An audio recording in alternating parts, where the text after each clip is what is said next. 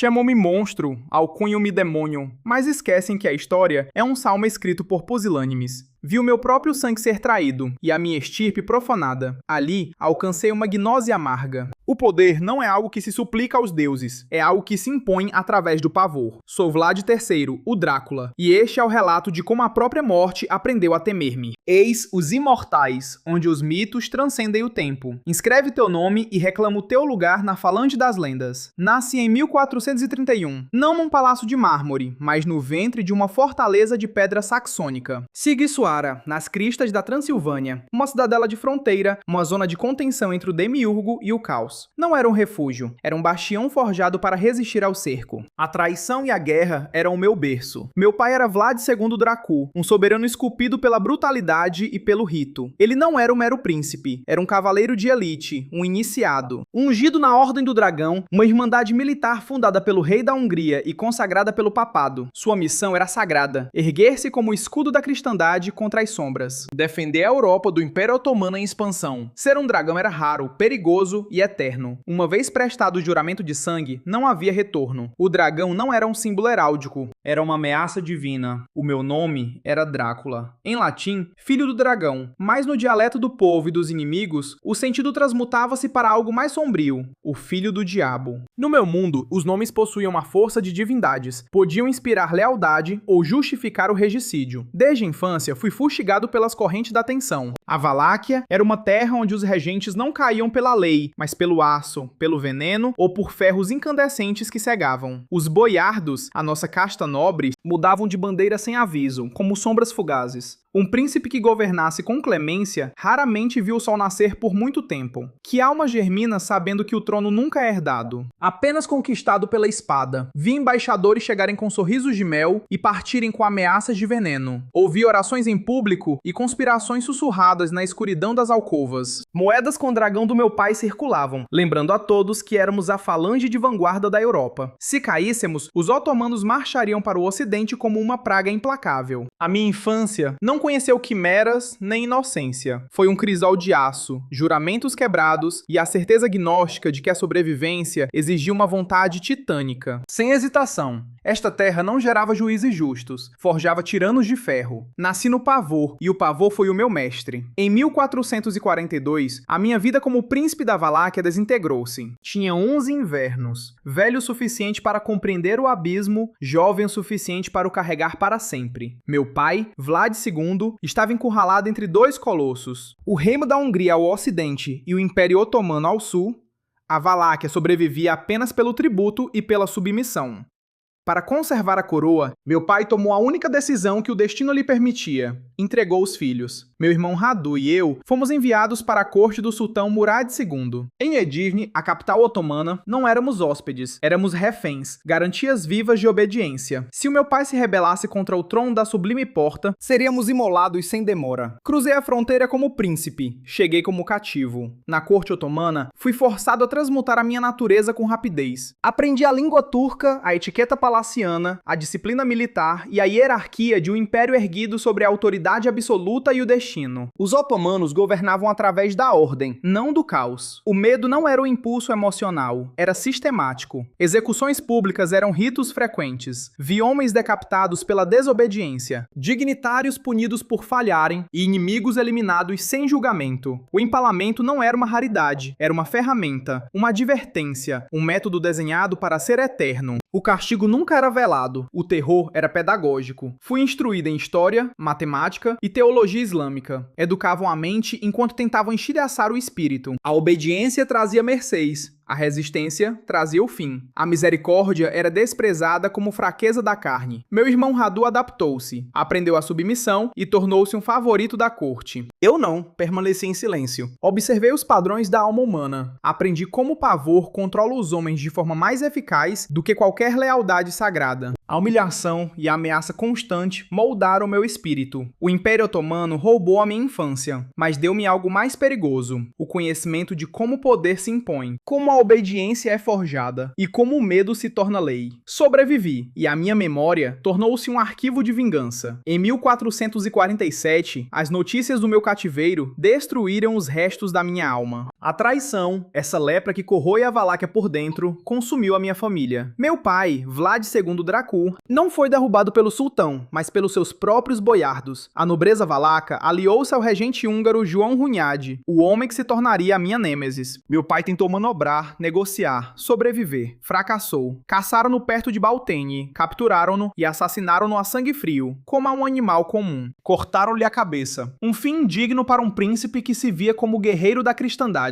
O destino do meu irmão mais velho, Mircea II, foi ainda mais atroz. Mircea era um guerreiro exímio, um líder nato. Os boiardos leais a Hunyadi capturaram-no. Não lhe concederam a misericórdia de uma morte rápida. Para garantir que ele nunca lideraria uma revolta, cegaram-no com ferros em brasa. Depois, num ato de selvageria calculada, para apagar qualquer símbolo de luz e resistência, enterraram-no vivo na margem de um rio. Enquanto a terra endurecia à sua volta, ele sofreu a agonia lenta da asfixia, na mesma terra que estávamos destinados a herdar. Eu estava a centenas de léguas, um peão sob o olhar do sultão. Contudo, senti cada instante da sua agonia. Senti a areia na garganta de Mircea. O meu luto transmutou-se num propósito gélido e preciso. Na Valáquia, a lealdade não passava de uma moeda falsa. Vi o nosso próprio povo vender-se por fragmentos de poder efêmero. Naquele dia, a morte do meu pai e o martírio de Mircea petrificaram a minha alma. A lição foi impiedosa. No mundo governado pela ambição e pela perfídia, a sobrevivência não depende da honra, mas do pavor absoluto. Proteger a Valáquia e reclamar o meu trono tornou-se uma obsessão mística. Naquela tarde, jurei algo simples: nenhum boiardo, húngaro ou turco voltaria a trair-me, sem pagar um preço mais vasto que a própria morte. Esse juramento tornou-se a minha lei, e a minha lei seria escrita com sangue. Libertado pelos otomanos, tinha apenas 17 invernos. O sultão via-me como um peão estratégico para desestabilizar o governo húngaro na Valáquia.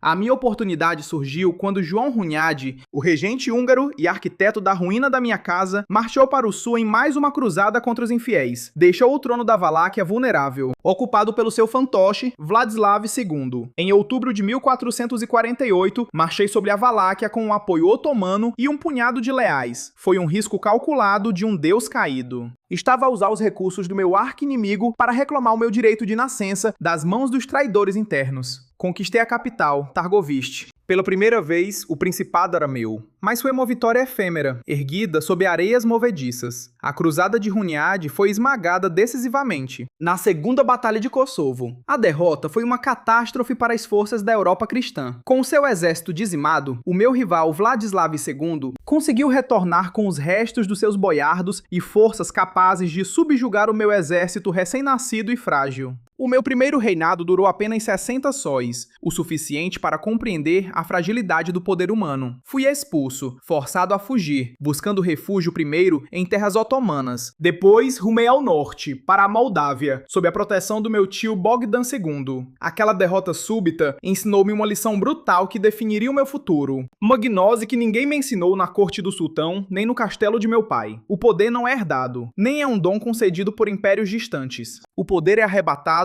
e imposto através de uma força esmagadora, cálculo implacável e uma vontade de diamante. Aprendi que confiar em outrem, fossem turcos, húngaros ou família, era o jogo dos nécios. Para governar a Valáquia, eu terei de me tornar o mestre indiscutível do meu próprio destino. Jurei que, da próxima vez que tomasse o trono, seria um reinado permanente e devastador. Passei 8 longos anos no exílio, um refugiado político nas sombras, após a queda catastrófica de Constantinopla em 1453. O mapa geopolítico mudara violentamente. A Europa necessitava de um estado tampão de ferro. Os húngaros, sob o comando de Hunyadi, viram finalmente a minha utilidade. Eu estava endurecido pelo sofrimento e pronto para combater os otomanos sem qualquer piedade. Enquadravam-me perfeitamente nos seus critérios sombrios. Em 1456, o palco estava pronto. Hunyadi lançou uma campanha em direção a Belgrado. Era o meu momento sagrado. Garantia o apoio húngaro e uma pequena força mercenária de disciplina férrea. O alvo era nítido, o meu primo Vladislav II, o usurpador que profanava o trono da minha estirpe. Encontramo-nos em batalha perto da capital, Targoviste. Desta vez, não dependi da generosidade do sultão, nem da lealdade volúvel dos nobres. Esta era a minha guerra. Derrotei-o, matando-o em combate pessoal. Um fim visceral para um usurpador. Um símbolo da fraqueza valaca decapitado pela minha mão.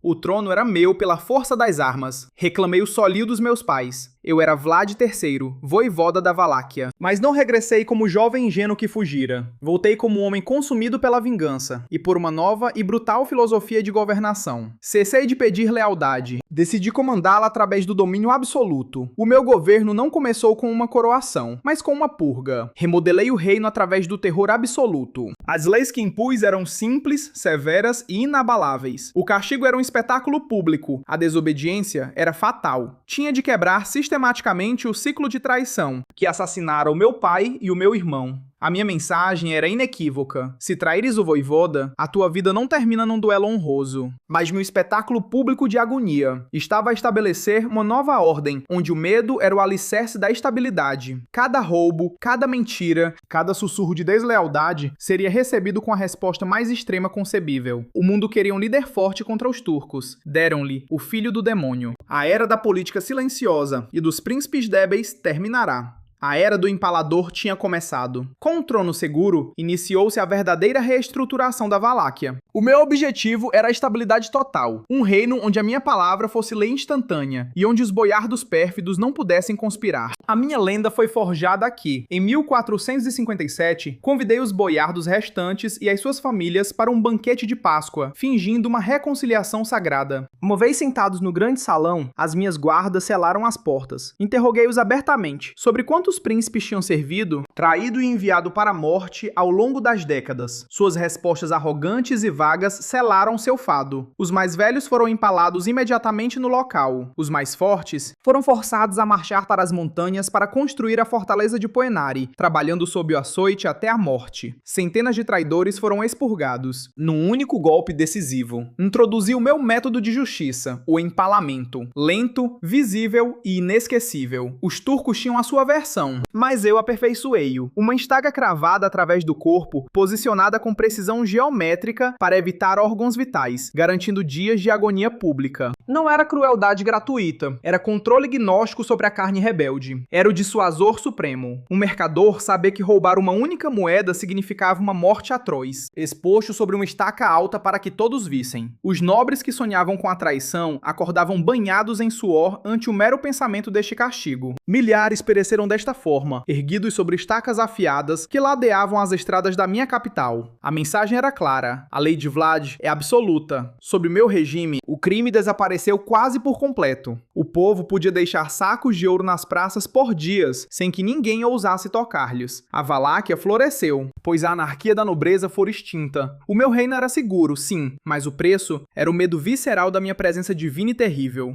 Tornei-me o juiz, o júri e o carrasco. O nome Drácula já não significava apenas o filho do dragão, agora significava o empalador, e esse nome comandava mais terror do que uma legião inteira. Tendo estabilizado a Valáquia pelo pavor, voltei o meu olhar para a verdadeira ameaça demiúrgica, o Império Otomano. Em 1461, o meu domínio era uma rocha inabalável. Naquele ano, o sultão Mehmed II, o conquistador de Constantinopla, o homem ante quem os reinos se ajoelhavam como servos, enviou emissários exigindo que eu retomasse o tributo em ouro e, algo ainda mais atroz, a entrega de 500 rapazes para o seu corpo de janízaros, os soldados escravos de elite forjados na fé do sultão. Recusei abertamente. Os enviados insultaram a minha corte, recusando-se a retirar os seus turbantes sob o pretexto de costumes religiosos. Resolvi a questão com uma justiça eterna. Ordenei que os seus turbantes fossem pregados às suas cabeças. Não foi mera crueldade, foi uma declaração gnóstica. Eu não seria vassalo nem de turcos, nem de húngaros, nem de falsos deuses. Em 1462, Mehmed II respondeu com uma fúria titânica. Liderou pessoalmente uma força de invasão massiva, estimada entre 60 mil e 90 mil homens, destinada a apagar o meu nome e absorver a Valáquia. Eu estava em desvantagem de pelo menos 5-1. Enfrentá-lo em campo aberto seria um sacrifício inútil. Por isso, escolhi a senda da sombra, a política da terra queimada. Poços foram envenenados, colheitas destruídas e aldeias esvaziadas. O meu exército lançava ataques noturnos constantes, golpeando acampamentos e ceifando oficiais antes de desaparecer nas brumas. Um desses ataques quase alcançou o próprio sultão dentro da sua tenda. Recuamos para os Cárpatos, transformando o terreno, a fome e o assombro em armas divinas. O golpe final foi psicológico. Quando Mehmed marchou sobre a minha capital, Targoviste, esperava resistência. Em vez disso, encontrou a Floresta dos Empalados. Por quilômetros, mais de 20 mil prisioneiros otomanos erguiam-se em estacas altíssimas, os seus corpos apodrecendo em fileiras ordenadas diante dos portões da cidade. Até os cronistas otomanos registraram o que se seguiu. O conquistador de Constantinopla hesitou, o seu exército gelou, a moral desintegrou-se e o medo espalhou-se como uma peste. Pela primeira vez, o Império Otomano conheceu o terror absoluto. Mehmed recuou para Bizâncio. A Valáquia permaneceu. Eu não defendia a Europa com grandes hordas. Defendia com um pavor calculado. A minha vitória sobre Mehmed II foi um triunfo da vontade sobre a matéria. Eu forçara o próprio conquistador a recuar, algo que nenhum rei europeu alcançara. A cristandade deveria ter me saudado como seu escudo, a barreira final contra a maré otomana. Em vez disso, a traição, essa velha serpente, regressou. O rei Matias Corvino da Hungria, filho do meu antigo inimigo João Hunyadi, deveria ser o meu aliado. O papado enviara-lhe vastas somas de ouro para financiar a cruzada. Esse ouro nunca chegou à Valáquia. Quando os otomanos retiraram, as forças húngaras avançaram, não para me reforçar, mas para me derrubar das alturas. Uma Valáquia que fizera o sultão recuar era subitamente demasiado forte, demasiado independente. E um voivoda que governava pelo medo era impossível de acorrentar. Em 1462, Matias mandou prender-me, sob acusações fabricadas de negociar com os otomanos. A ironia era uma adaga. Ele precisava de uma mentira vasta para esconder o desvio do ouro da igreja. Tornei-me um monstro de conveniência, o bode expiatório para a cobardia política de outros. A Europa aceitou a fábula porque era confortável para as suas consciências. Passei 12 anos em cativeiro, a maior parte nas masmorras de Buda e Visegrad. 12 anos enquanto a Valáquia definhava sob príncipes fracos e pressões estrangeiras. Durante o meu aprisionamento, a corte húngara e as nascentes prensas de Gutenberg lançaram uma campanha de propaganda sem precedentes. Panfletos com gravuras dantescas espalharam-se pela Europa, transmutando-me de defensor em demônio. Os meus castigos foram exagerados. Novas atrocidades foram inventadas pelas mentes dos escribas. O pavor foi reembalado como loucura. Foi aí que o nome se fixou: monstro, vampiro, o empalador. No entanto, mesmo atrás de muralhas de pedra, a minha lenda servia um propósito gnóstico. A Europa temia-me, mas também compreendia o que nunca admitiria em voz alta. Apenas um monstro poderia manter a linha contra o sultão naqueles tempos de trevas. O meu cativeiro era um teatro de sombras. Eu suportava a escuridão sabendo de uma verdade. Quando a Valáquia enfrentasse a aniquilação novamente, eles chamariam pelo seu demônio. E eu responderia. 12 anos da minha carne foram roubados pelas intrigas de Matias Corvino, mas a minha vontade nunca se estilhaçou.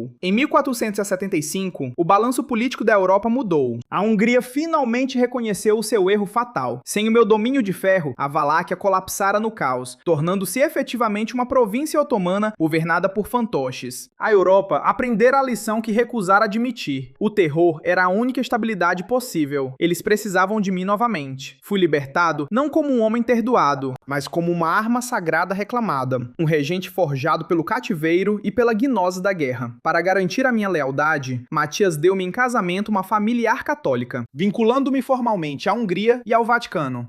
Foi uma aliança de puro cálculo. Eu já não era apenas o voivoda selvagem, agora governava com legitimidade diplomática. Em novembro de 1476, com forças húngaras e tropas moldavas enviadas pelo futuro Estevão o Grande, marchei sobre a Valáquia pela terceira e última vez. O príncipe fantoche do sultão fugiu sem resistência. Reclamei o meu trono. Não houve celebrações. A terra estava exausta, o povo cansado de sangue e todos os inimigos esperavam a minha queda. O meu retorno foi tão breve quanto o voo de um dragão. O inverno aproximava-se e os meus aliados retiraram o grosso das suas forças, deixando-me com uma pequena guarda pessoal. Mais uma vez, a Valáquia estava só contra o abismo. Os otomanos moveram-se rápido, liderados pelo meu rival Basarab, o fantoche. As probabilidades eram esmagadoras. Eu não fugi, não negociei com o caos. Compreendi que este era o ato final da minha existência material. Lutei até ao fim, como um príncipe da Ordem do Dragão jurara fazer. O meu terceiro reinado durou apenas 2 meses. Caí em batalha, não em correntes, não numa cela. Morri como vivi, lutando pelo solo sagrado da Valáquia. Eles podiam matar o homem, mas o terror que deixei para trás nunca poderia ser apagado das crônicas do tempo. Era dezembro de 1476. Morri no campo de batalha, combatendo os infiéis.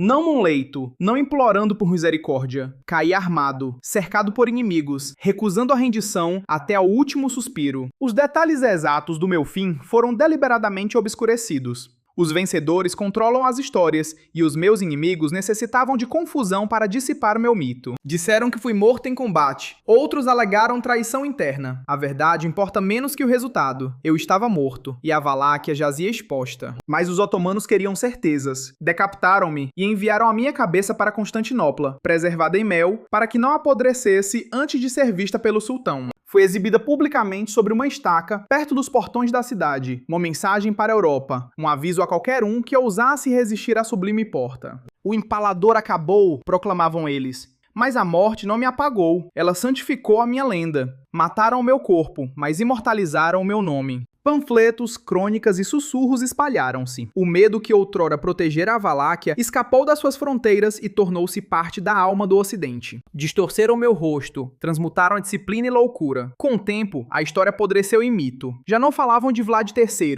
voivoda da Valáquia. Falavam de um monstro, de um demônio que regressava das trevas. Acreditaram que enviar a minha cabeça para Constantinopla terminaria o meu desafio. Enganaram-se. Isso garantiu a minha sobrevivência eterna. Impérios caíram, sultões tornaram-se pó, mas o meu nome perdura, carregado pelo pavor e ressuscitado pelos contadores de histórias. Compreende isto? Eu nunca fui amaldiçoado pela morte. Eu tornei-me a própria maldição sobre os infiéis. Tentaram apagar-me e falharam, pois o mundo não recorda os misericordiosos. O mundo recorda aqueles que fizeram até a morte hesitar. E enquanto o medo tiver o nome, esse nome será Vlad. Se apreciaste esta jornada épica, deixa o teu selo de aprovação. Partilhe os teus pensamentos nos comentários. E se queres ver como pequenos exércitos alcançaram triunfos que deveriam ser impossíveis aos olhos dos homens, assiste a Vitórias Impossíveis, Top 10 Pequenos Exércitos que Esmagaram Gigantes, disponível agora no canal. Inscreve-te e torna-te parte da história. O sangue das lendas nunca seca.